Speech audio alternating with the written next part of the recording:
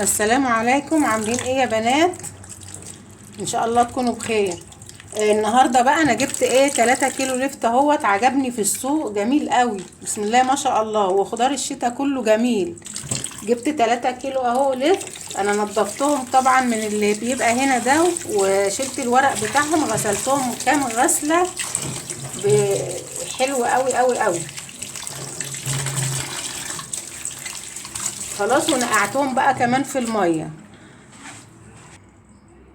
كده. بقى انا نقعتهم في الميه، تعالوا نشوفوا هنعمل ايه كده. بسم الله الرحمن الرحيم.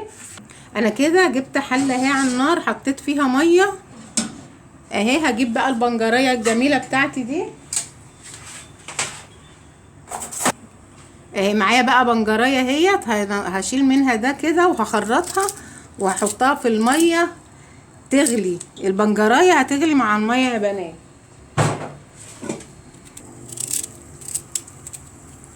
هقطعها بقى بالشكل ده كده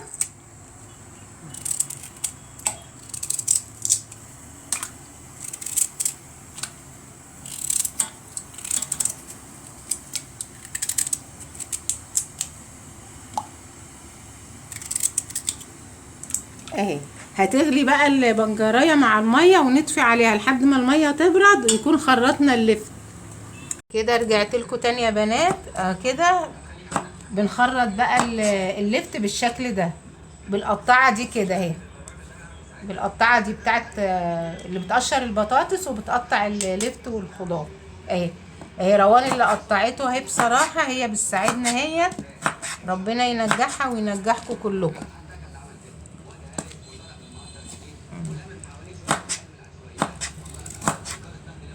اهي بتقطعوا بالشكل ده كده يا بنات.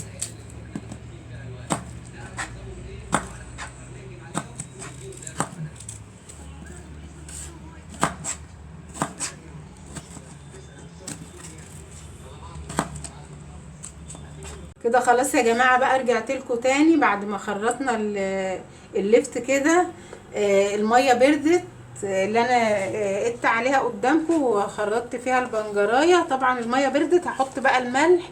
هحط مثلا يجي 4 معالق او 5 معالق ملح كده، معالق من الكبيره دي اللي احنا بناكل بيها.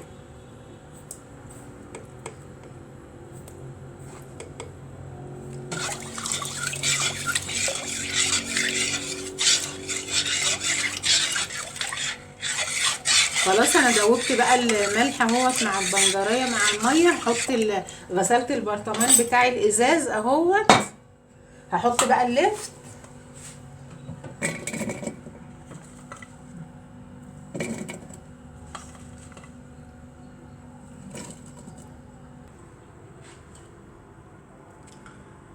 بعد ما حطيت بقى اللفت هحط الميه بتاعتي.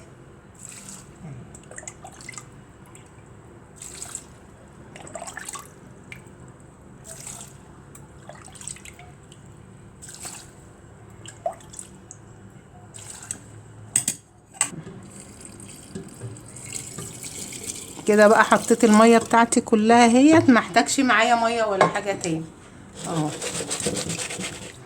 ده بقى كان شكل اللفت بتاعي يا حبايبي، بطريقه سهله وجميله خالص.